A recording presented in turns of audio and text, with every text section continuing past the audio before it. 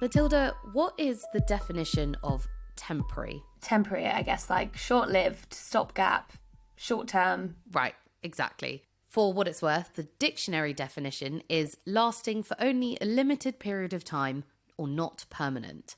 So if you're put in temporary accommodation, I think it's fair enough to think that it wouldn't be for a super long period of time. Okay, but first, would you just explain what actually is temporary accommodation? So in the UK, local councils have a duty to house certain people. So people who are legally homeless or who have a priority need, for example. But because of the UK's housing crisis, which we'll be delving into later, longer term housing is hard for councils to find. So many people end up in temporary accommodation, meant to be for a short period of time. But I'm guessing from the tone of this introduction, it's not for a short period. It's really not. I've heard from people throughout this episode who have been in temporary housing for months and months, and sometimes multiple years. Wow. And the length of time people stay in so-called temporary accommodation is not the only issue. Just last month, the number of people living in temporary accommodation in England hit a 25-year high. There were over 100,000 households in temporary accommodation, so there's a numbers issue as well. Wow, yeah, and where are these people staying when they're in so-called temporary accommodation? Honestly, it can be anything. So if you're lucky, it's a flat or a house. But often people are housed in hostels, B&Bs and hotel rooms. And there's no guarantee about the conditions of these places. We've heard of people living through some pretty horrendous conditions. Whole families in one hotel room for months on end, broken windows that never get fixed, people staying with no access to any amenities like a washing machine for months or years. And where are these places? Because, you don't want broken windows in a place that isn't a safe location. No, not at all. And we've heard about some pretty sketchy hostel situations, for example. But it is interesting that you bring up that word safe, because if you don't feel safe physically, if you don't feel physically settled in a home, it's hard to feel safe emotionally. Completely. This is one of the biggest problems that I came across working in immigration and displacement. It's that transitory state of being that people are kept in with no ability to envisage a long-term future. That mentally is one of the biggest hurdles that people in transit have to deal with. Yeah, absolutely. Okay, so let's talk solutions. How do we make temporary housing temporary again? Or I guess in an ideal world, eradicate it altogether? That's what I've been finding out. I'm off to speak to people about their experiences in temporary housing and find out what they think the solutions are, having lived it. Plus, I'll be speaking to the chair of the London Housing Panel and to London's Deputy Mayor for Housing, Tom Copley, about what is being done at a local government level. And I'll see you back in the studio with a very special guest, social housing campaigner and presenter Kwajo Tweneboa, to discuss everything around this media storm. There's damp in nearly every single room. The landlord upped the rent. Millions of tenants struggling to pay the rent in a rising market. You get thrown out for doing nothing wrong. Although temporary, many struggling families have been here for more than a year. Money may run out, or that the landlord will kick them out. When I was trying to buy my first home, I wasn't buying smashed avocados for $19. Welcome to Media Storm, the news podcast that starts with the people who are normally asked last. I'm Helena Wadia. And I'm Matilda Mallinson. This week's investigation, the housing crisis, a lifetime in temporary accommodation. I love this background you've got. Thank you very much. One of my friends is an artist, and for my birthday a few years ago, she came and painted me, Australia. Wow, it's so cool. I'm speaking to Rebecca via a Zoom call. She's in her bedroom in Norfolk. Behind her on the wall, a brightly coloured mural of her home country, Australia. The ocean, birds in the trees, orange skies, and of course, kangaroos. So I guess that means that you are no longer in temporary accommodation. Exactly right, yeah. So I'm now in a council house. Rebecca is a single parent to a 10-year-old daughter. She now works as a carer and runs her own business. But her journey with housing has not been an easy one. I was in temporary accommodation in Norfolk. It was the 1st of June until the 18th of March, so next year. Literally 10 months. A long time. We had no contacts in Norfolk. We just came here to escape domestic abuse. We couldn't go back to where I was living. We were put way out of town. We were already very isolated, starting our lives again. It was literally an old motel, and we were in one room, just one room. So it was big enough for one standard double bed, plus a pop-up tent, which we got so that we could pretend that we had another room. Luckily, we had a separate bathroom, which is where I was doing all my important phone calls and where I would just sometimes go and sit in the bath for like a bit of personal space. But, you know, it was really intense. Imagine like me and one kid just sleeping in the one bed, but there was families there with 2 parents and 6 kids, and they also were in one room. It was really very hard for everybody. You end up in Norfolk in temporary accommodation. Where did you come from? We'd previously been living in Wales, but we couldn't return there for our safety. But the Norfolk County Council still kept threatening to send us there. They kept saying, we can't give you housing here. You have to go to Cardiff. And then I had to fight to stay. At the same time, you're fighting the council, and then you're trying to battle just normal things in life. How do I have enough money? If I'm not working, because I can't actually get there and back again, then how am I supposed to afford food? How am I supposed to, you know, afford bus travel? So then we had to go into shelter, and they had to threaten legal action to get the council to finally get us a council house. And then when I got a council house, it took me, you know, maybe like a year or 2 to feel like I was actually safe. Temporary accommodation was really destabilizing. It sort of, yeah, it did a number on us, really. Having lived this, having been through this, if you were to think about potential solutions, what do you think would have helped you or has helped you in the short term? One of the most important things would be like switching the mindset, the understanding that there's a reason that people are homeless. There's a reason that people end up in temporary accommodation. It's not just for a laugh. It's always because something really devastating has happened in their life and they've lost their home. So what would be really helpful would be to have like a whole complex, but then downstairs or around the corner, very close by, was like the domestic abuse agency, was shelter, support workers, so that they could help you fill in forms or call the right people or get a job or whatever you needed. Just compassion and support and just normality. That's what people need. Rebecca, I wonder why it was so difficult to find housing in the private rental area. 1 in 2 private rentals or 1 in 3 private rentals was no kids, no housing benefit, no people on the dole. There's such discrimination in the private rental. Plus the private rental was crazy. And it's things like £1,000 a month just in Norfolk for like a 1-bedroom flat, you know? Who can afford that? No wonder then you walk past people and they're on the streets now. Not because they want to be on the streets, but because where else do they go? Rebecca is not alone in having experienced private rental discrimination. I met with Aga. Back in 2018, she was, somewhat ironically, working as a housing officer, promoting social housing and working with vulnerable people in Haringey, North London. She has 2 sons and had rented privately for 10 years from the same landlady. Suddenly, her landlady decided to move back in, so Aga and her 2 sons had to go. They couldn't find anywhere to live. No children, no dogs. You actually have only few landlords who would accept that. So that was the reason that I had to look for help from council. Aga and her boys ended up in emergency temporary accommodation in Haringey, the exact same area where she had been helping people in her capacity as a housing officer.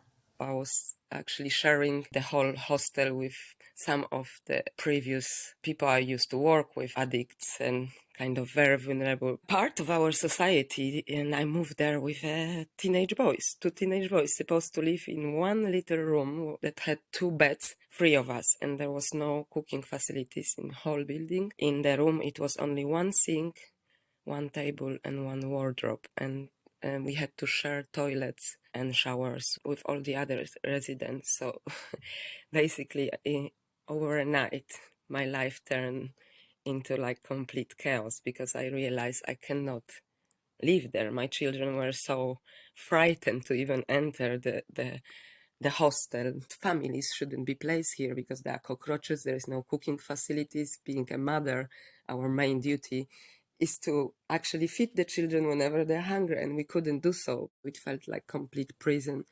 I also lost my job at the time, so my whole life just become really like a spiral. Aga and her boys lived in the hostel for 5 months. For another 2 months after, she won the battle to move into temporary accommodation in Hackney, where her boys went to school. Yet, although they are now out of temporary accommodation, battles continue. This house, when I was given, it was in horrible state. Like the whole balcony doors were rotten to the point that the wind would open the doors, and I would really, again, fight with landlord, calling him, emailing, and just trying for 3 years to ask, please fix that, because it's been 3 winters that we've been living in the frozen temperature. In my experience, I couldn't deal with anything. I was like so overwhelmed. I couldn't even really spend quality time with my children. They couldn't invite their friends to the house. I was ashamed of where I lived. And also I was ashamed, like what did I do wrong? You feel you are nothing. You have nothing to give, and you blame yourself. I decided to talk to London Renters Union because I ran out of my whole strength. I had to put my trust into bigger group of people where we had to go and protest in front of my landlord's agency. Do we have to bleed out for the help to be given? Aga is now an active member of London Renters Union, a non-profit cooperative company aiming to unite renters and win better housing for everyone. She says solidarity cannot be underrated. The main strength of London Renters Union is a solidarity group. So if you have a problem, you can share that problem and there will be volunteers. They actually step in to become your support team. You are never alone. So through this members' solidarity, at least you don't think you're gonna sink, because there will be always someone to kind of pull you out. Aga's praise of London Renters Union made me wonder if similar groups are involved in policy making. My search led me to the London Housing Panel. I'm Dinah Roke. I'm the independent chair of the London Housing Panel. The panel was established 2019 between the GLA. The GLA is the Greater London Authority. And Trust for London. And it was a way of bringing diverse voices of different people's experience in housing in London to the fore, that they can influence policy making and thinking in a way that they might not have been hearing before. The London Housing Panel is made up of diverse groups, including organisations representing the traveller community, LGBTQ+ community, those who have been in situations of domestic violence, and disabled people in insecure housing situations. So I asked Dinah, why is it important to involve lived experience in policy making? Hearing those voices gives policymakers a better sense of why they're making their policies, who it is that they're making their policies for, which can sometimes get forgotten. I think that diversity of voices also ends up with policy making just being better. One of the panel's priorities is to take action on temporary accommodation. Most recently, they have sent an open letter to Michael Gove, the current housing minister, setting out what can be done to improve the lives of households stuck in temporary accommodation. The ask to Michael Gove is set out in that very clearly in terms of more social housing as a long-term solution, increasing the local housing allowance in the short term so that people can actually afford to pay their rent and prevent people becoming in need of temporary accommodation. And we need to raise standards of the accommodation that people are having to live in, even if they are supposedly only temporary. I wonder if you could just tell me a little bit more about local housing allowance, what it is and what change you're asking for. Local housing allowance is calculated as a cap on what can be paid through housing benefit to somebody to subsidise their housing if they can't afford to pay their housing costs. The government's had the local housing allowance capped for a number of years. We all know that local rents in London have just been going up and up and up. And so the ask is, let's raise it in line with what's actually happened. And then not only would that prevent some households falling into homelessness, but it would also mean that if somebody's placed in temporary accommodation in a private rented property, they'll be able to sustain the tenancy. Also a signatory on the open letter is London's Deputy Mayor for Housing, Tom Copley. He's responsible for implementing the Mayor's manifesto commitments relating to housing in London. If you think of all the problems that we have in our society that can be traced back to poor housing, whether it's people's poor health, kids' education being impacted by them living in overcrowded accommodation, there are a whole range of things and a whole range of costs we end up paying down the line because we're not getting housing right. And I do think that if we solve housing, lots of other things will fall into place. You know, temporary accommodation was never intended to exist outside of emergencies, but now it seems like it's just such a crisis that people don't even know where to begin. I wonder what can be done to even begin to change the standards of temporary accommodation. I think what we really need are a much more new enforceable national standards. And I think that has to include increased decent quality temporary accommodation as well. One of the limiting factors in that are the various caps and cuts to welfare over this decade or more of austerity that we've had. You've been very fortunate in your own housing situation. I wonder, how do people in positions of relative power, like yourself, learn from lived experience? When I was a local councillor, the casework I got, the housing casework around things like overcrowding, temporary accommodation, damp and mould, was always the most awful. I think it's about how we listen and engage with people. While nothing can sort of compare to actually going through it in terms of direct experience, it gives you a real insight into the dreadful situations people are going through. I can't see into the minds of government ministers. I would be surprised if they didn't empathise with people's situations, but they go to the Treasury, and the Treasury, who of course isn't sort of on the front line, that's the issue. And I just think it needs political vision and ambition to sort it out. I mean, I suppose the big question really is that if this problem is raging through London and it's getting worse and temporary accommodation is becoming less and less temporary, why is this not a priority for a government? Is it that it's just very difficult to build housing, or is it more that there's just this lack of political will? I think it's a mixture of things. Although Michael Gove has in many ways talked a sort of good game on some of these issues, the important thing, the crucial thing is, well, where's the funding? Where's the action? And sadly, we have not seen that. And I think a lot of that comes down to this obsession with not spending. But my argument is always, well, all you're doing is pushing a problem down the line, having to spend more money firefighting further down the line when you could spend some money up front to make a lot of these problems go away. So I think it's a mixture of things, and they've not risen in terms of their ambition to the scale of this crisis, but it's going to cost a lot more in the long term to sort this out. A short-sighted government is one of the problems Jenny identifies as well. Jenny is an anti-poverty campaigner with lived experience of temporary accommodation. A very difficult long-term solution would to be ensure there's housing. I mean, if there's housing to meet the demand of housing, then that solves that problem. But I appreciate that's a simplistic approach. First of all, the naming needs to be changed. It needs to be changed from temporary accommodation to something else, unless it stays as temporary accommodation and there is a timeline put on that. If you're in temporary accommodation, it will be no longer than X number of months, just to manage people's expectations. This is Jenny's story. I was one of the lucky ones. I say lucky in inverted commas, because I was there for a total of 6 months. I was in a hostel for 4 months. Then for my own safety, I was moved to a hotel for a month and then a bed and breakfast for a month. When I went into the accommodation, I was in a mental health crisis and I believed I was at rock bottom. But my experiences in that hostel meant I sank even lower. It was noisy all the time. There was prolific drug and alcohol abuse, violence. I mean, it seemed that the police or ambulance service were there every single day due to violent attacks or self-harm.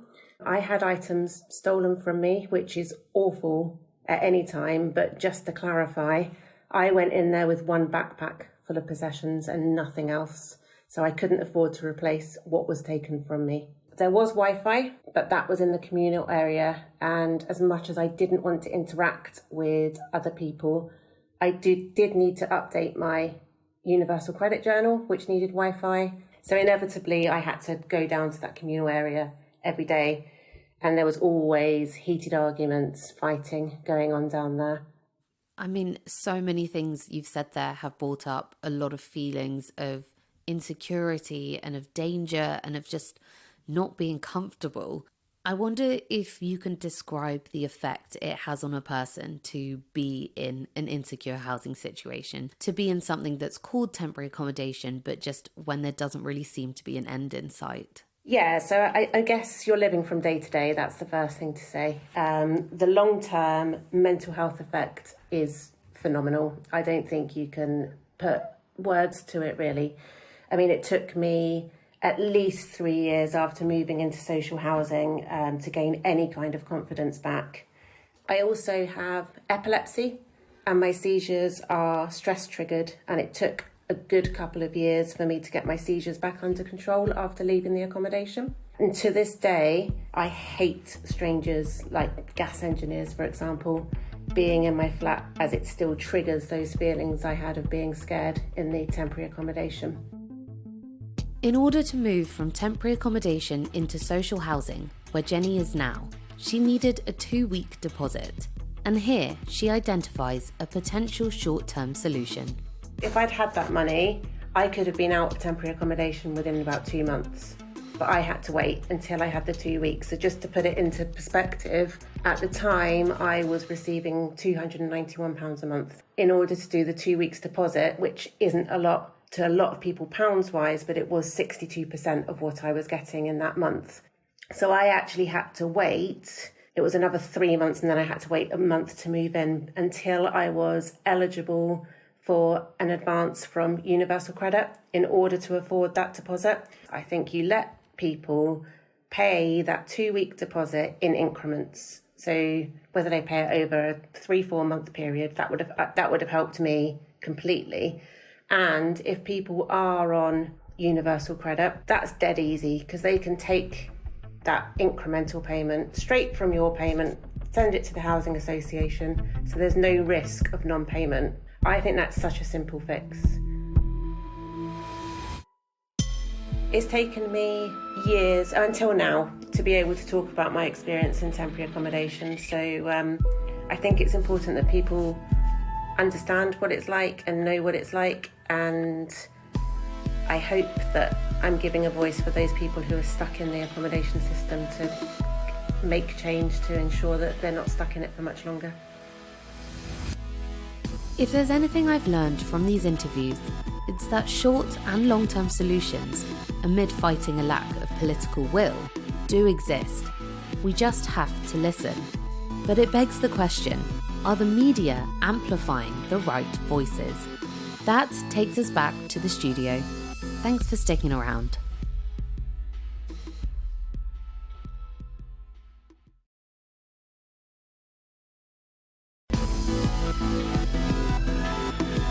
Welcome back to the studio and to Media Storm, the podcast that starts with the people who are normally asked last. Today we're talking about temporary accommodation, social housing, and how these issues are represented in the media. Joining us is a very special guest. He is a 24-year-old social issues campaigner and leading the charge for meaningful housing reform. He's also the presenter of Channel 4's Untold episode, Help, My Home is Disgusting, taking on social housing tenants and private renters' calls for help. Welcome to the podcast, Kwajo Tweneboa. Thank you for having me. Thank you so much for being here. In the first half of this episode, we heard from people with lived experience about temporary accommodation and also got their expertise on what they think the solutions are to the problem. Could you tell us a bit about your lived experience, about how you got into campaigning for social housing reform? I've experienced, me and my family, temporary accommodation firsthand. Ours was absolutely horrific. We were in essentially a converted car garage that had been poorly knocked together. I was sharing a room with my sisters. We had a shower, toilet that was the size of literally a broom cupboard. The place was infested with ants. We had damp and mould in the bedrooms. It was just absolutely appalling. It's more like a building site. After that, we moved into our social housing that we finally got in the end. But again, we had issues with mice, cockroaches, damp, mould. It had no windows in there and the light was filled with rainwater every time that it rained. It was described as not fit for even animals to be living in when a workman did finally show up to do some work. My dad became ill and passed away in January 2020, being treated in those conditions. And the reason I'm here today is because we were simply ignored before and after he passed away. So I turned to social media and the news to shame my landlord into carrying out necessary works, not just for myself and my estate, but for neighbouring estates too in my area. And since then, gone up and down the country speaking to residents in situations like me and my family were in. Good for you. Can I just you. ask, how long were you and your family in this converted garage before you were relocated? It was a good few years. Yeah. And then your father was ill and expected to live in those conditions. And that's what fueled you. Even now, actually, I can't help the fact that you feel guilty for your own parent being in those conditions. The fact that at a time when you most need to be looked after and the support and to be listened to, when you're essentially dying, he wasn't. And for the majority of his life, he worked looking after the elderly. He was a carer himself. So at the time that he needed to be looked after, he wasn't. That's what really angers me, how you can just sit back in a place of work, a profession, when you know you're supposed to be looking after some of the country's most vulnerable individuals, and someone's telling you they are dying, but they want to die comfortably and they don't want to be living in those sorts of conditions. Yet they're simply ignored. It's so much for a teenage boy to have to take on, and the fact that then it actually took you pressuring and shaming your landlord for any action to be taken really shows what a state of crisis we're in. But I'd love you just to help us define some of the terms that we're going to be using a lot today. One of the terms you see all the time in media discussions around this is the housing crisis. So it's important to define what exactly that is. It's really hard to define the housing crisis, actually, because there's so many elements to it. The fact we don't have enough social housing, the fact that we've got 1.4 million people waiting to get into social housing. And as a result, those waiting are essentially homeless and in temporary accommodation, having to sofa surf, etc. But then on the other side, you also have the private rented sector where rents are at some of the highest levels we've ever seen. People are struggling to pay their rents and as a result are being evicted. Section 21, no fault evictions going through the roof. And then on top of that, also you see with mortgages and what we've seen in the last year with interest rates and the way in which that's affected those with mortgages, but also it's affected private renters too, because that cost has been pushed down onto them. So it's made an already difficult subject even worse. When do you think we can trace the current housing crisis back to? Oh, this housing crisis isn't one that's been built in the last year. It's something that's developed for the last 70 years plus. Only a few weeks ago, I watched a show called Kathy Come Home. So it came out in the 1960s, right? And the scariest part was I watched it and thought this is exactly what is happening to people now. So is it getting worse, or is it just a chronic systemic problem that we've failed to address? I think it's a mixture of both. Housing's not been seen as a priority in this country. I mean, I know housing was very much pushed in the 1980s under Margaret Thatcher, and obviously the introduction of Right to Buy, which was extended under David Cameron in 2016. Yes, housing at that point was seen as a priority, but I think for all the wrong reasons. And the reason I say that is because there was 1 year we actually knocked down and sold off more social homes than we actually built in that year. Oh my God. We cannot be doing that, but the fact is, it is. We could easily make it priority, but we don't in this country see housing as a necessity like they do in places like Germany or Vienna, for example, and they've done really well with their social housing. What we see it as is an investment. We see it as an asset. Well, actually, Maslow's hierarchy of needs states we all need shelter in order to function. It's so true what you're saying.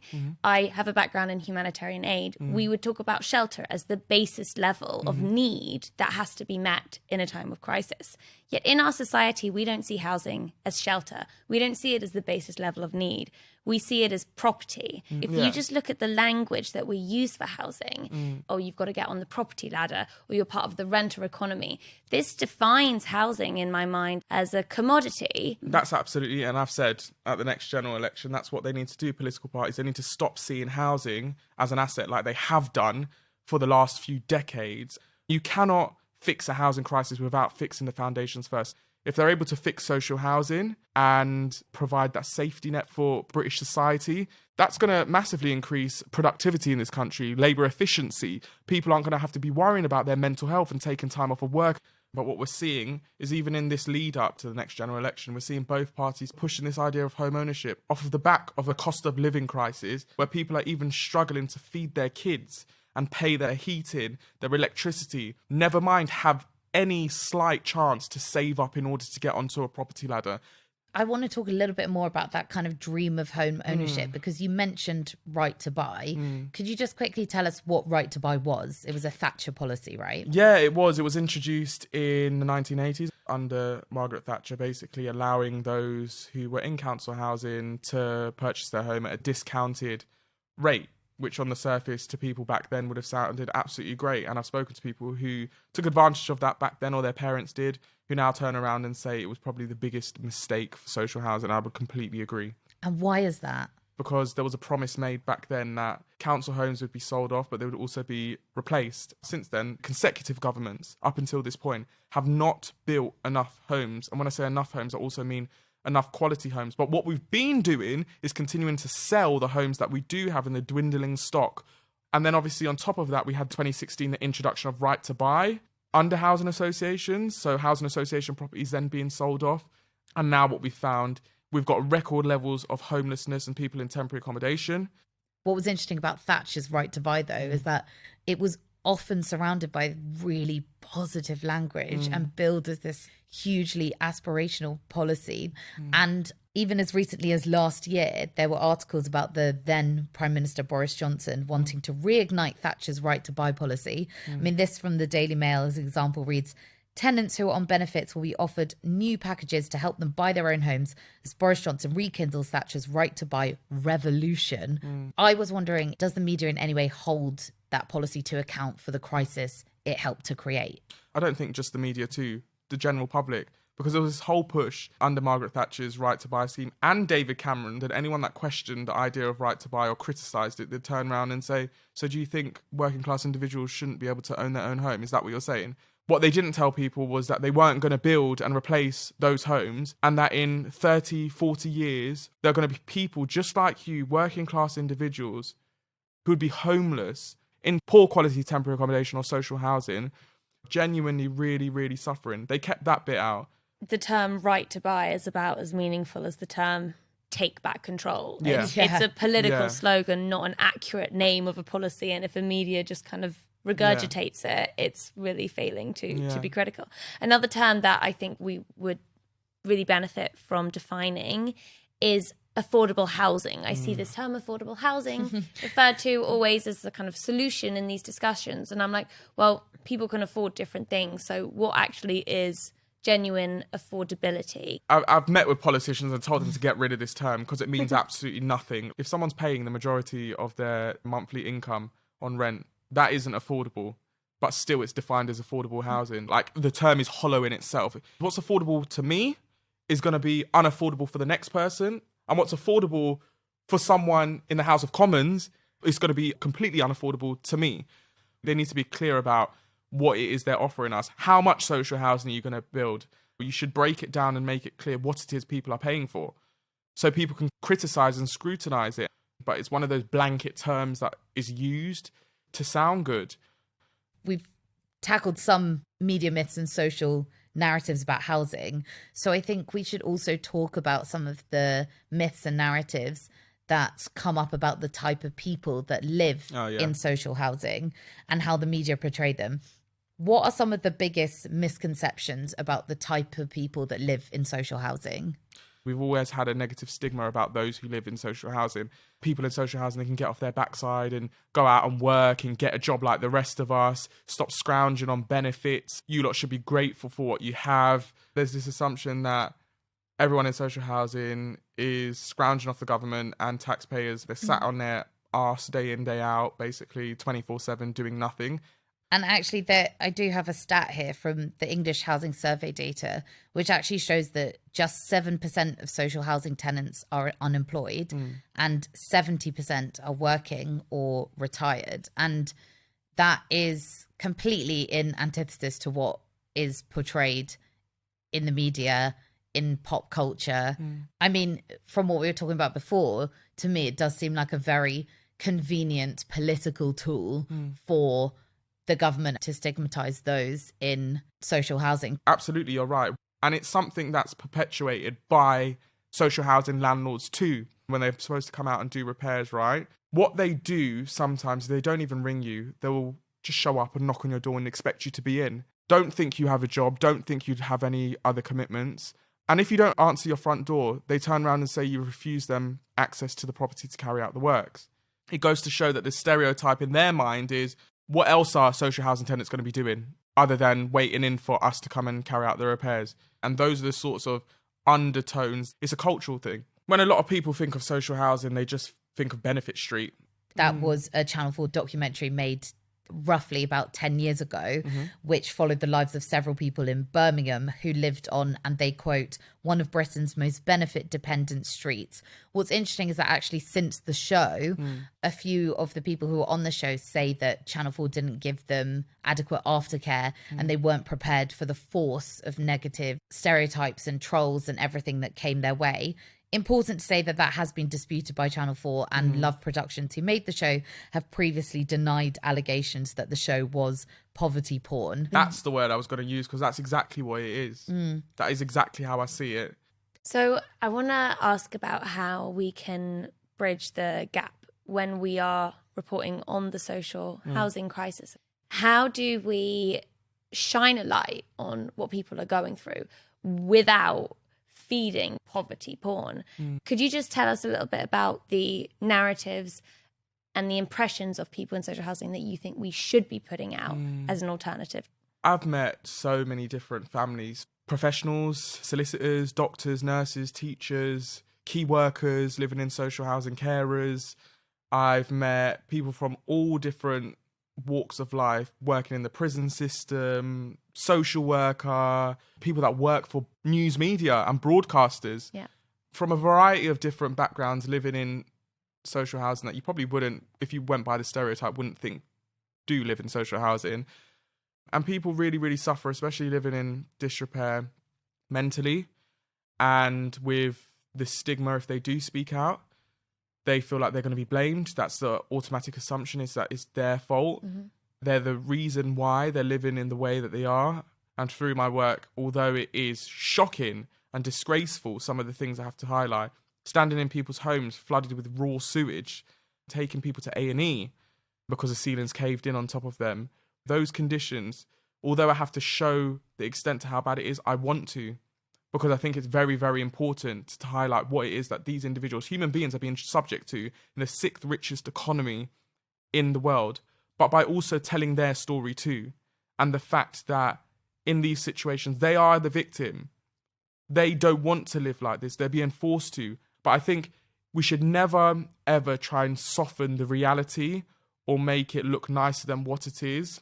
People need to see the reality in order to try and push for change, systemic change. But what we also need to be doing is showing and telling the stories of those actually having to live in those conditions, because you will realise these are actually your everyday people that you walk past, that you work with, that you see on a daily basis, that work hard, but because they are in social housing and from a working class background, they are treated the way that they are.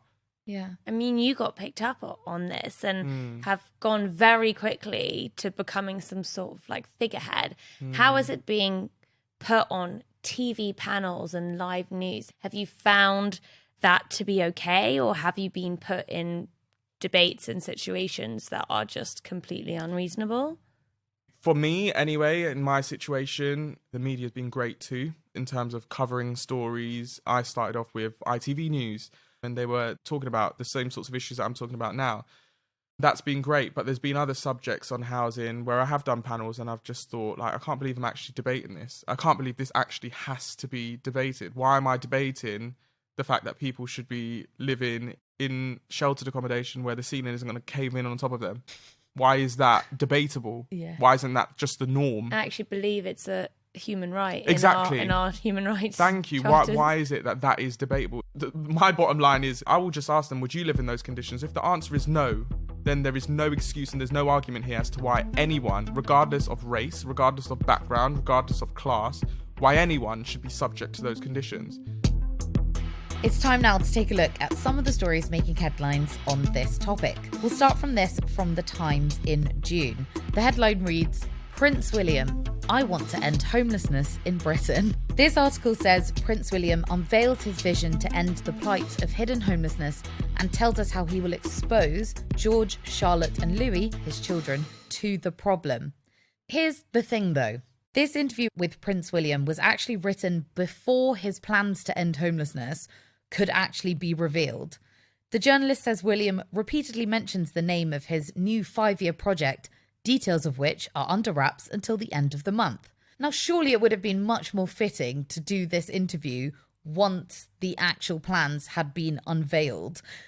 I want to ask you, on a basic level, are articles and interviews like this, where exceptionally privileged people are being asked about issues like homelessness and the housing crisis, useful? That's a very interesting question. It depends. It depends if they put their money where their mouth is and actually do something, because I say in the grand scheme of things anyway, when it comes to politicians, a lot of them have chat, but what I care about, and not just politicians, housing providers too, is what they're actually doing behind the scenes. That's what's important. I think in this particular case, I remember seeing this and I remember seeing it come out, and I was glad that it was being spoken about, because let's be honest, having a member of the royal family talk about an issue like this, I think is huge, because if not, I'd be arguing, why are they not talking about these issues?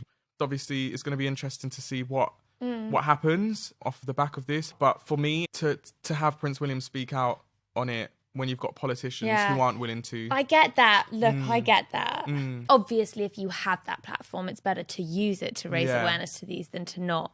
But just like this article, I had a very visceral reaction against it. To me, it was just all you needed to know about class in Britain. And the fact that you said, oh, you know, it's useful. It seems to be the only way that we can make housing a palatable issue is to dress it up in royalist fluff. Because this piece, if you actually read it, it was not a piece about homelessness and housing. It was not a coherent piece of policy that we are able to scrutinise. In fact, whenever he was asked about the policy, he was like, oh, I can't really reveal it yet.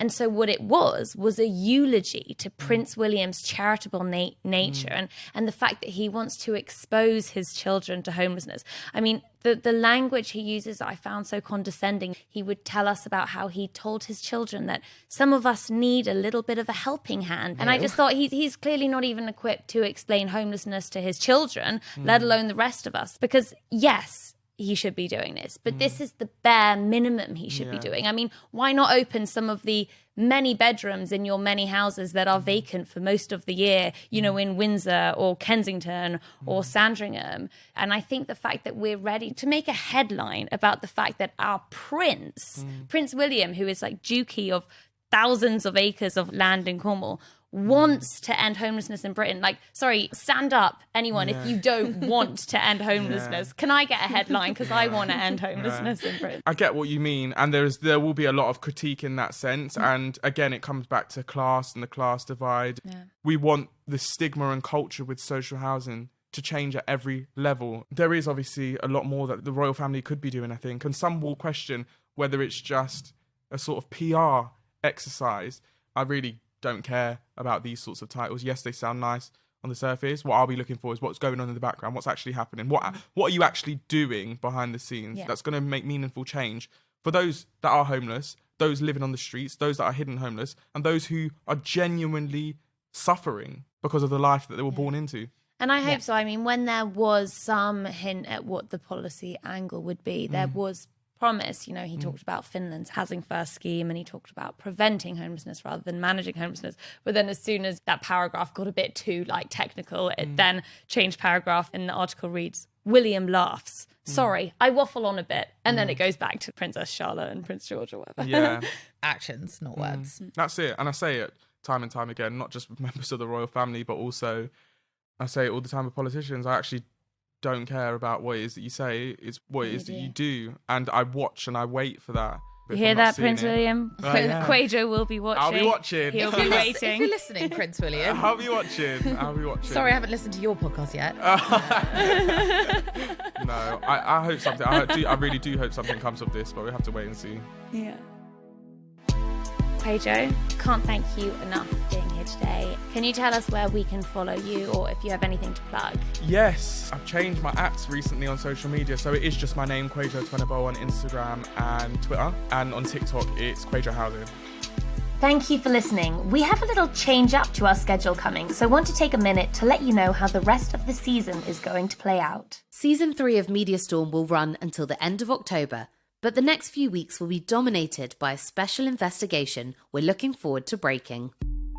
It's no secret that UK police forces, like many policing institutions around the world, have faced proven accusations of racism and sexism. But many forces have refused to hold their hands up to it, and many of the systems that hold it together remain unchanged. At Media Storm, we have spent months collating never-seen-before data that provides hard statistical evidence of this discrimination, as well as pinpointing one of the places it's arising: recruitment. Over the next 3 weeks, we'll be analysing this data with experts and stakeholders, both inside and outside the force, to make sure a really nuanced, constructive, solutions-focused discussion comes from the data we've uncovered. We also have a live show coming up on Saturday, the 16th of September, and we'd love to see your faces in the crowd and for drinks at the bar afterwards. But for those of you who can't make it, we'll be releasing it on our feed in the weeks that follow. And don't worry, we'll be back with another instalment of our usual investigation and studio discussion before the end of the season. For our final investigation of Season 3, we'll be speaking to international resistance fighters and exploring the line between terrorism and freedom fighting. Follow Media Storm wherever you get your podcasts so that you can get access to new episodes as soon as they drop. If you like what you hear, share this episode with someone and leave us a 5-star rating and a review.